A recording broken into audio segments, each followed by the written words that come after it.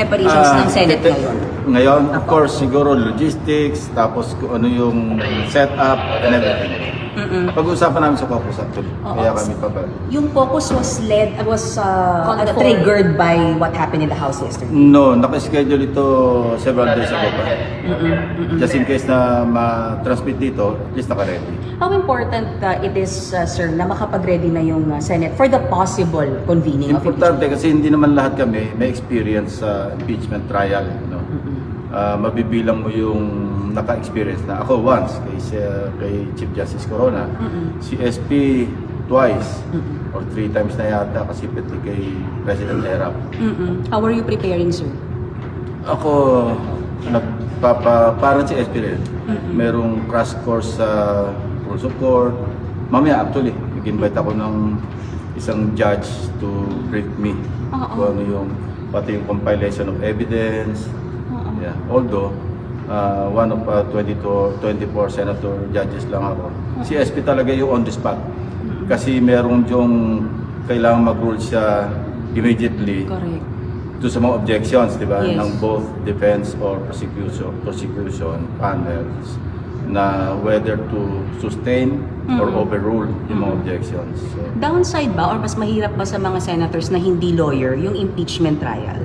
siyempre, may disadvantage. Iba yung lawyers, may experience sila sa litigation, may experience sa court proceedings. So, lamang talaga yung mga lawyers. Ang problema, kakaunti yung lawyers namin dito. Sir, kahapon hindi binuksan yung box na galing sa BIR. Sabi sa Senate na lang daw.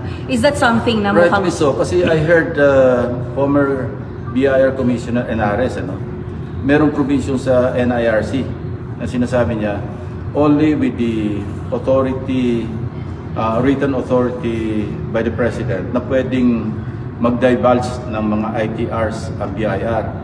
So, kailangan po ninyo. Sinasabi ng kampo ni VP Sara, dito siya haharap. Ito yung tamang venue. Tama, you think, sir, dito talaga siya dapat humarap, if ever?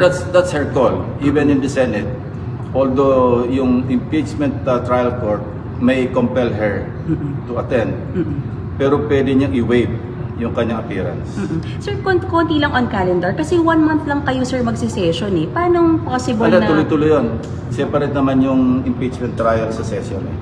So, So yung CNDA adjournment will not in any way affect the schedule of the impeachment trial. So even if June, July, you can go on with the Kasama trial. sa pag-uusapan niya. Sir, isa na lang. Yung schedule lang, sir, ng trial, anong possible? Monday to Thursday? Monday? One of the options, yung napag-usapan namin last time, na MWF, para tuloy-tuloy din yung session namin.